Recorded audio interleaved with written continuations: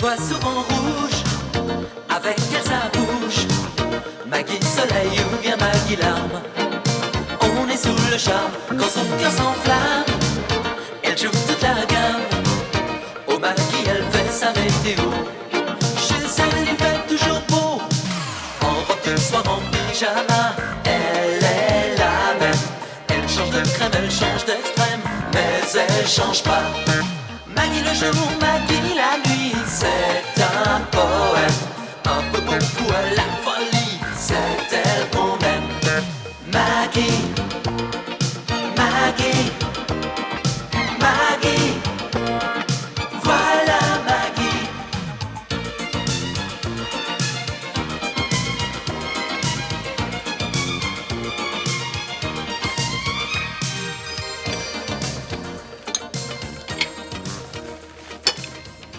Quoi?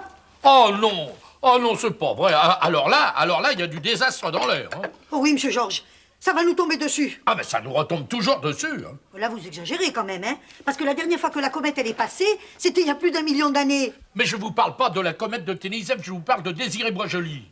Du faux médecin? Quoi, du faux contrôleur des impôts? Du faux jardinier? Ouais, mon ennemi préféré. Voilà. Ils l'ont encore une fois laissé échapper. Oh! Mais Boisjoli, c'est rien à côté de la comète, parce qu'elle, elle passe demain. Et demain, c'est un vendredi 13. Ah, elle est pas superstitieuse, elle. C'est pas une question de superstition, monsieur Georges. C'est tout simplement Que ça porte malheur, n'est-ce pas? En tout cas, c'est bien connu que les comètes, ça déclenche des catastrophes. Ah, bah oui, la dernière qui est passée, elle m'a cassé un vase en cristal, elle s'appelait le Plouanec. Il y en a de pires. Il y en a qui déclenchent des raz-de-marée, des tremblements de terre, ou même qui rapportent la peste. Ah ouais. Eh ben moi je préfère la comète à Boisjoli parce que lui, il doit pas se trouver à 3 millions de kilomètres du Vésinet, hein. Ah oui? Et si au dernier moment, elle décidait de faire un petit détour, hein? Parce que les scientifiques, ils peuvent pas tout prévoir. Oh, Rose, on n'est plus au Moyen-Âge, voyons. En tout cas, si jamais vous attrapez la peste, faudra pas venir vous plaindre, hein? On peut jamais discuter sérieusement avec vous. Mais si! Bah tenez, regardez, Jérôme.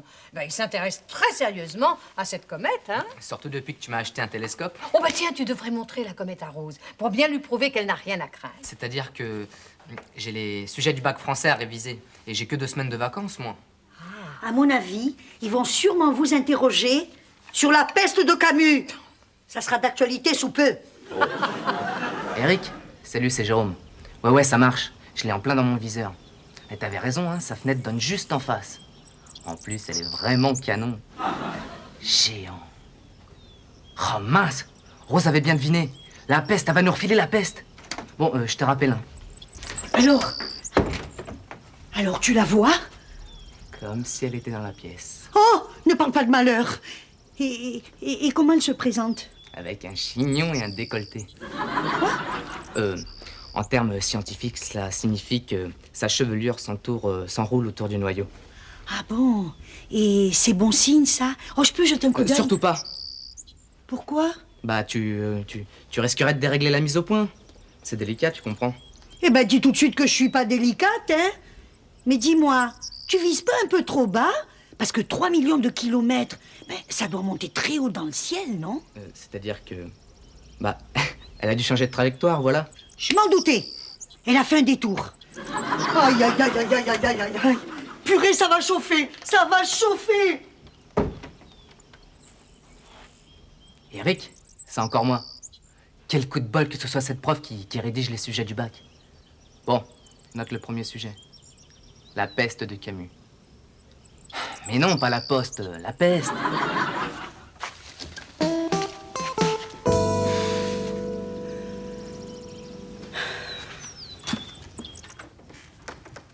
Alors, Rose, qu'est-ce que vous en dites? Splendide, non? Oui, mais vous avez pas trop chaud avec ce manteau? Chaud, moi, jamais. Nous sommes en hiver, oui ou non? Oui, mais il fait 23 dehors et ça n'arrête pas de grimper depuis ce matin. Mais le prix des fourrures a chuté, ça compense. Ma Maggie, ça devient inquiétant. Plus la comète se rapproche et plus la température monte. Mais enfin, Rose, c'est à cause de l'anticyclone des Açores. Mais enfin, ils l'ont expliqué ce matin à la radio. La météo, elle se trompe tout le temps. Tandis que Jérôme, lui, il a vu que la comète déviait sa course sans prévenir. Ah oui, mais Il débute, hein. Mais ce soir, il en saura beaucoup plus parce que j'ai reçu à la mairie une invitation du professeur Tornesoul qui nous invite à visiter l'observatoire de Meudon. Alors là, ça va lui faire plaisir. En ce moment, il est fasciné. Il a son œil constamment braqué dans sa lunette. Ah oui, mais il faudrait pas qu'il oublie de réviser son bac de français.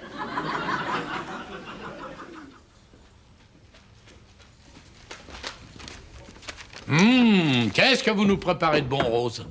Un pot-au-feu. Par un temps pareil? Nous sommes en hiver, oui ou non? Bah oui, mais avec cette chaleur, vous allez tous nous faire mourir.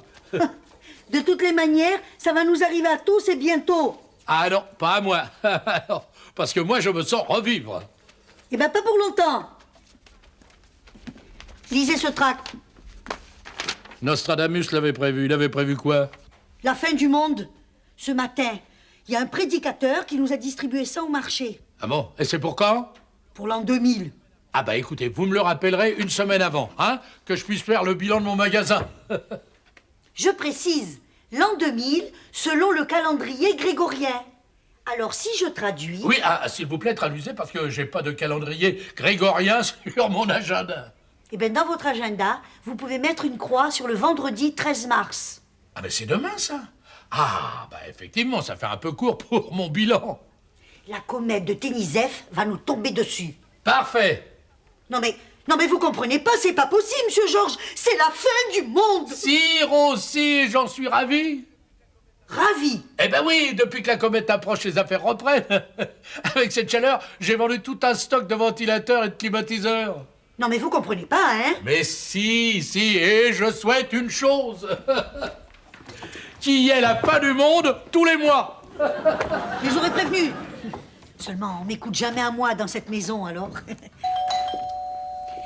Si vous venez pour monsieur Georges, il vaut mieux que vous repassiez, hein? Parce que même une comète, ça ne le dérange pas, alors. Non, pardon, que disiez-vous à propos d'une commère? Une comète. Oui, une commère, j'ai bien entendu. Vous savez, moi, je suis plutôt spécialiste des comètes. Je savais pas que ça rendait sourd. Oui, lourd, c'est très lourd, une comète. Permettez-moi de me présenter, professeur Tornesoul de l'Observatoire de Meudon. C'est curieux, mais vous me rappelez quelqu'un. Moi, coquin? Absolument pas. Seulement qui? Voilà, vous direz à Madame Boissier et à son petit-fils que ce soir, je ne pourrai pas les recevoir à l'Observatoire car il sera fermé pour cause de ménage. Alors là, je vous comprends tout à fait. En tant qu'aide ménagère... Mais qui exagère? Je vous assure que je n'exagère pas. Purée, on va jamais y arriver. Mais si, il faut bien rêver. Vous direz donc à Madame Boissier que je la recevrai chez moi ce soir à cette adresse, afin d'expliquer à son petit-fils le phénomène des comètes. À propos, la comète de Ténisèvre, vous croyez par hasard qu'elle peut déclencher un cataclysme? Ah non, je ne fais pas de cyclisme, surtout avec la comète qui va s'écraser demain. Non, vous êtes sûr? Oui, je suis un peu sourd, mais ça ne m'empêche pas d'observer et de réfléchir. Or, le dernier passage de cette comète remonte à la disparition des dinosaures. Mon Dieu. Les quoi? Les dinosaures! Vous n'êtes pas un peu sourde, vous aussi? Non, écoutez, Rose, vous avez votre plumeau pour vous éventer, hein? Et en plus, ça fera du bien à la poussière. Il fallait en rapporter un plus grand de votre magasin. Ah bah, c'est le dernier qui restait, j'ai tout vendu, alors. Il y avait une queue jusque sur le trottoir. J'ai pas vu ça depuis au pot. Eh ben, c'est comme au supermarché. On trouve plus rien. Il n'y a plus de sucre, plus de farine, plus de pommes de terre. C'est la panique. Ah ouais? Eh ben, dites donc, vive les comètes, hein? Elles font marcher le commerce. Ah oui? Vous chanterez peut-être pas la même chanson ce soir. Parce qu'au dîner, j'ai trouvé que des sardines à l'huile. Des sardines à l'huile? Mais vous voulez vraiment me faire croire que c'est la fin du monde? Ah ben, sur le parking du supermarché, il y avait un prédicateur qui annonçait l'apocalypse, le grand astre. Et il y avait des clients qui lui donnaient des offrandes pour se repentir. Ah, il était sûrement payé par la direction. À Noël, il y a toujours un Père Noël, ça prouve rien. Si, parce que juste après le Père Noël, c'est Noël. Oui, oh, c'est pas un argument scientifique, ça, Rose. Hein. J'en ai aussi, et de la bouche même du professeur Tornesoul. Qui ça? Le spécialiste de Mme Maggie. Il Il m'a dit que la disparition des dinosaures, c'était la faute de la comète de Ternizé. Alors, il n'était pas là à l'époque pour le savoir. Et vous non plus? Mais les dinosaures, si. Et pourtant, ils sont plus là aujourd'hui. Ah ouais. Franchement, Rose, est-ce que j'ai la tête d'un dinosaure qui va disparaître? Hein? Il paraît qu'ils ont des petits cerveaux comme ça. Monsieur Georges, c'est combien votre tour de tête déjà?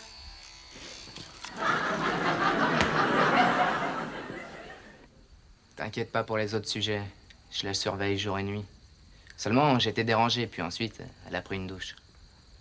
Tiens bah, justement, la voilà qui en ressort. Allez, je te quitte. Dis donc, Jérôme, je peux la voir, la comète? Non, pas pour l'instant. Enfin, elle est pas présentable. Qu'est-ce qu'il y a? Elle a disparu? Non, elle sort de la douche. Quoi? De la couche atmosphérique. Aïe, elle se rapproche de nous. Oh là là. Bon bah, faut que j'y aille, hein. Je vais voir le professeur Tournesol. Oui. Dis donc, jette un petit coup d'œil, hein, rien qu'une fois. Non, surtout pas. Si tu la vois en ce moment, tu risquerais de faire une attaque. Ils ne m'échapperont pas cette fois-ci. La comète Boisjoli va fondre sur les Boissiers. Comme l'aigle sur les moutons.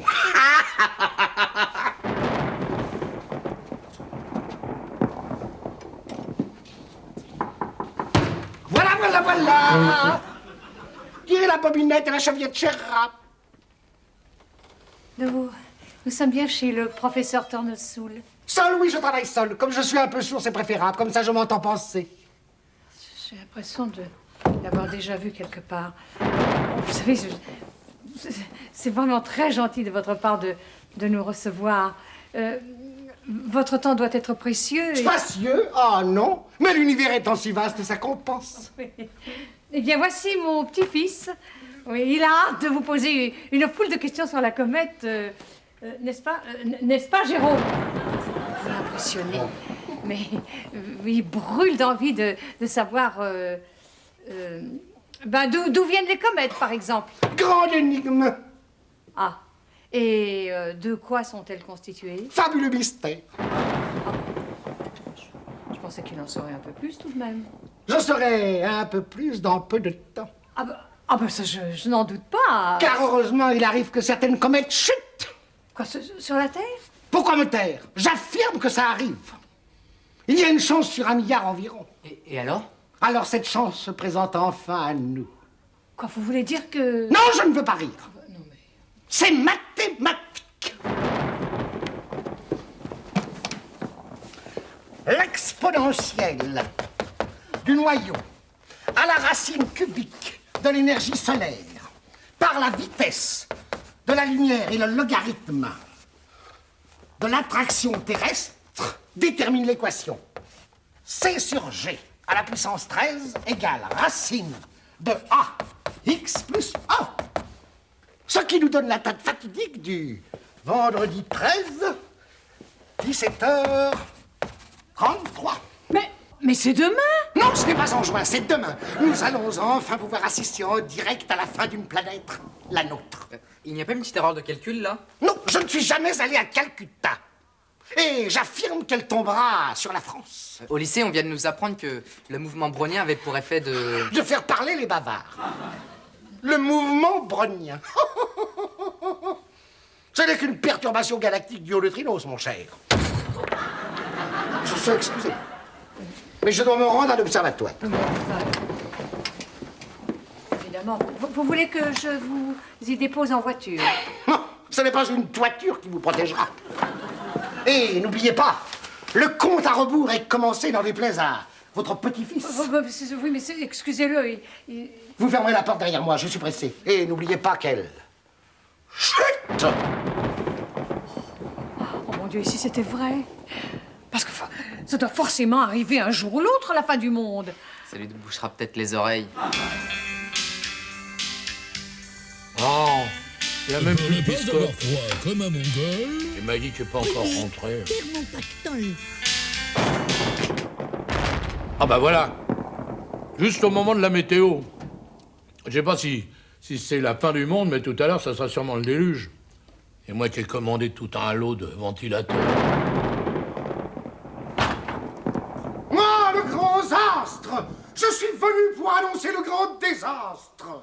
Oh, vous savez, c'était pas la peine de vous déplacer, je suis au courant, hein. J'ai lu votre tract. L'apocalypse est pour demain. Je l'ai vu dans les entrailles d'un coq, mon frère. Écoutez, j'ai pas de coq à ma disposition, mais si vous pouviez voir ce que fait ma femme, il y a une demi-heure que je l'attends. Mes pouvoirs sont sans limite. Tenez, je vois très bien dans les sardines. Votre femme est dans une boîte, elle aussi. Ah bon? Ça, c'est pas difficile à deviner, hein. Elle est dans sa voiture. Avec votre petit-fils, vrai ou faux? Ah, c'est vrai? Elle a aussi de l'huile plein les mains. Ah oui, alors là, ça m'étonnerait, parce que elle a horreur des sardines à l'huile. C'est de l'huile de moteur, mécréant. Il y a du sucre dedans. Un mauvais esprit lui a joué un tour. Elle est en panne? Ce n'est rien à côté du chaos cosmique. Le grand astre vous aura prévenu. Rien, ni personne ne sera épargné. Rien ni personne? Sauf le petit terrain sur lequel personne d'impur n'a jamais vécu, hormis les rats. Un petit terrain que nul n'a encore souillé de ses péchés. Ah bon? Mais où se trouve-t-il? Au Vésinet, près de la décharge municipale. C'est là que je prie en ermite, mon frère. Seul ce terrain sera épargné, ainsi que ceux qui le fouleront avant l'heure dernière. Et à qui appartient-il? À moi. Mais je ne me réfugierai pas dessus à l'instant fatal. Non! Je suis venu pour prendre les péchés du monde sur les épaules. Ah oui, c'est très gentil de votre part, seulement ce terrain-là, il ne servira à personne, c'est dommage. Vous pourriez pas me le louer par hasard, juste pour demain? Genou! Misérable! Oui. Le grand astre n'acceptera jamais l'argent pour sauver le monde. Oh, pardon, grand astre, mais alors qu'est-ce que je peux vous offrir par ailleurs? Repentez-vous. Détachez-vous de tous les biens matériels. Tous les biens matériels, et si je vous donnais ma maison en échange de votre terrain? Détachez-vous de tout, mon frère. De tout. Et en plus de la maison, je peux vous donner mon magasin? Vous faites un effort. C'est bien. N'est-ce pas? De toute façon, si c'est la fin du monde, ça vaudra plus grand-chose, tout ça. Tenez, voici ma carte. Je vous attends demain avec les actes de propriété. Nous rédigerons les formulaires de donation réciproque. Oui, demain. Voilà, si par hasard la fin du monde était retardée, ça peut arriver, tout ça serait annulé. Après nous, le déluge. Je suis là pour rendre service, mon frère. Vous êtes trop bon, grands astres.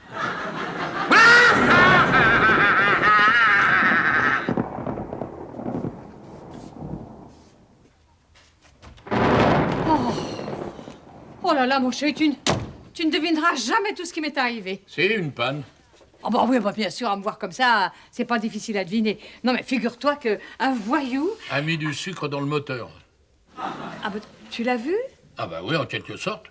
Mais tu n'as rien fait? Ah bah dis donc, il y avait plus grave, hein? Mais quoi? La comète. Oh non, ne me dis pas que tu es au courant de ça aussi. Ben, tu sais qu'on peut rien me cacher, hein? Ton professeur t'a dit qu'elle s'écraserait demain, c'est ça? Oui, mais tout. Il a pu se tromper après tout. Oh, non, oh là, non. Ça se confirme. Oh oui, mais tu sais, il reste toujours un espoir, hein? Mais oui, Maggie, t'inquiète pas. Oui, il faut croire en sa bonne étoile. Oui, tu sais qu'avec moi, tu n'as rien à craindre, Non. hein? L'important, c'est qu'on s'aime jusqu'au dernier jour. Oui, mais ça ne nous laisse plus beaucoup de temps pour s'aimer. Hein. Mais si, ça nous laisse toute l'éternité. Oh non, mon nounou! Alors... C'est vraiment la fin, hein. Tant pis, je resterai à mon poste jusqu'au bout. De toute manière, avec ce qui tombe dehors, il me faudrait l'Arche de Noé pour rentrer chez moi, alors. Tiens, serre-toi, Jérôme. L'avantage de la fin du monde, c'est qu'on n'a plus à se priver. J'ai pas trop le temps, là. Il faut que je vérifie quelque chose sur les comètes. Mais qu'est-ce que ça changera? Enfin, ce qui me console, c'est que j'avais raison. Ah bah moi aussi. C'est bien ce que je pensais. Il est tellement sourd, Tournesol, qu'il sait même plus ce qu'il raconte. Alors autant profiter des dernières heures qui nous restent. Bon, bah, je vais montrer ça à Maggie, hein. Une petite comète en chocolat.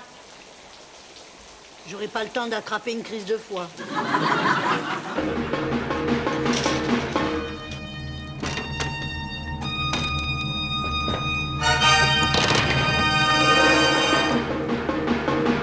Et maintenant, l'estocade du nounours.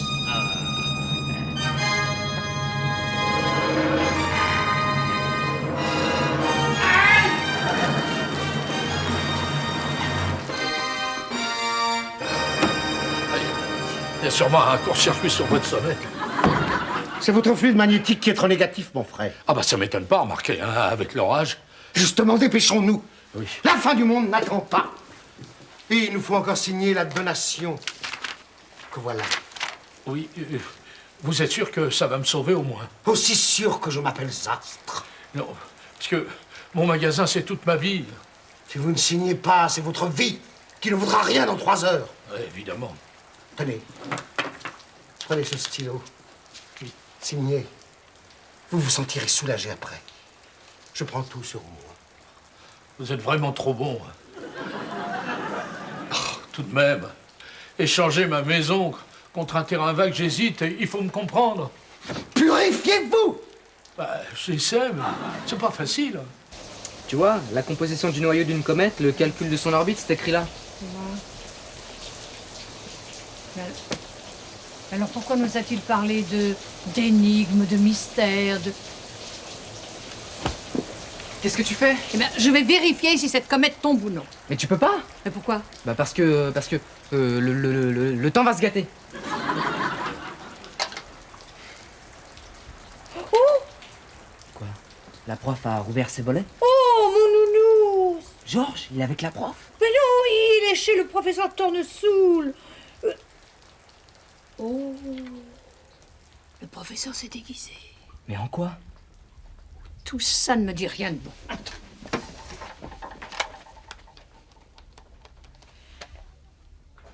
Allô? Allô, l'observatoire de Meudon? Voilà, puis-je parler au professeur Tournesol? Si... Comment ça, qui c'est? Mais...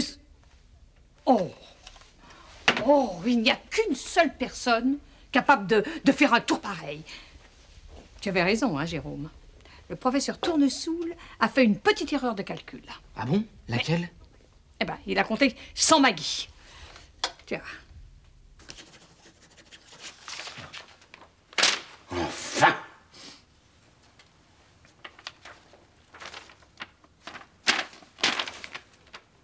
Ah bah, c'est votre stylo qui a pas marché. Vous le faites exprès! Il marchait très bien tout à l'heure! Bah, c'est peut-être un signe du destin, justement.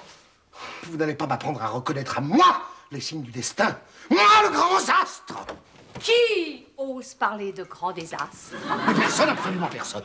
Je parlais de moi, c'est tout. C'est tout. Mais c'est la même chose, professeur Tournesol. Oh, Maggie! Non, mais je ne vois pas de qui vous voulez parler. Oh, vous ne voyez pas, mon Dieu! Mais comme c'est curieux pour un voyant! Bah, effectivement, c'est curieux. Mais il y a des parasites dans ma boule de cristal. Vous savez, en ce moment, avec les comètes qui passent. Ah oui, bien sûr. Dis donc, t'aurais pas par hasard un stylo qui marche? Qu'est-ce que c'est? Ah non, rien du tout, rien du tout. Non, mais t'inquiète pas, je m'occupe de tout. Oh, mais si, je m'inquiète. De quoi s'agit-il? Eh ben, il s'agit de, comment dirais-je, une sorte d'assurance vie, mais... Non, mais t'occupe pas des affaires. Non, toi, tu n'y connais rien, alors. Je n'y connais peut-être rien en affaires, mais lui, je le connais. Moi, j'en ai, vous êtes fait! Encore lui? Ah! Encore moi! J'en ai assez! Il faut toujours que ça rate au dernier moment, c'est pas juste. Mais enfin, qu'est-ce que je vous ai fait pour que vous m'en vouliez autant? Vous ne pourriez pas faire un petit effort pour que de temps en temps, vous tombiez dans un de mes pièges, hein? Rien qu'une fois. Une petite fois. Oh, pauvre bois joli. Je parie qu'il a même pas vu dans sa boule que la police l'attend en bas. 10, 9, 8. Chut, elle va passer. Oh, bah, si on l'entend passer, ça sera mauvais signe. 4, 3, 2. La voilà! On aurait dit un an. Ah, je me disais bien aussi, hein, que ces histoires de comètes, c'était de la superstition. Ah, si Bois Joli pouvait rester en prison jusqu'au prochain passage de cette comète. Dans 1 million d'années. Ah, 1 million d'années. Et pourquoi pas? On verra bien. Elle voit souvent rouge, avec elle sa bouche. Maggie soleil ou bien Maggie larme. On est sous le charme quand son cœur s'enflamme. Elle joue toute la gamme. Au Maggie elle fait sa météo. Chez elle il fait toujours beau. En robe de soir, en pyjama. Elle est la même. Elle change de crème, elle change d'extrême, mais elle change pas.